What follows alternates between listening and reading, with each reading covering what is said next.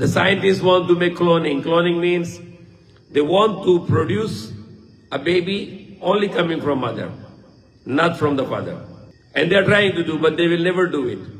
They will never able to do the cloning that they can bring the baby just from the mother without the intervention of a father. It's not possible.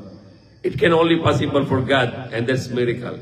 So Prophet Jesus was born through a miracle only through his mother.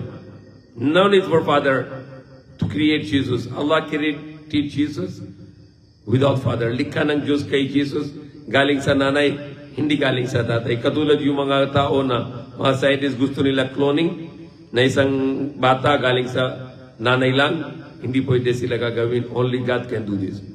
Only Allah can do this. That He created the Jesus only from His mother. There is no other creation like Him. He's a unique creation. Similar to His creation is Prophet Adam. And actually He is more superior creation compared to Prophet Jesus, Prophet Adam. Because he created by God, no father, no mother. God, Allah, made Adam with soil and water. He put the soil inside, he became alive. But the Jesus Christ coming from his mother. Because we also made by God through mother and father. One cell from the father, one cell from the mother. Try to imagine that we are created from one cell.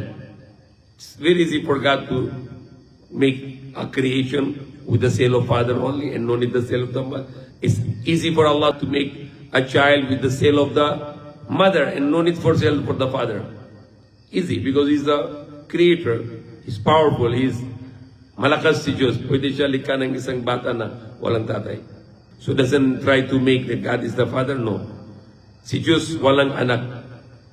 Wala siyang asawa, isa lang siya.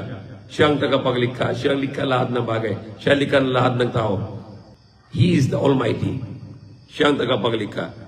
And then, He created Jesus through His mother. That's even His birth is a miracle.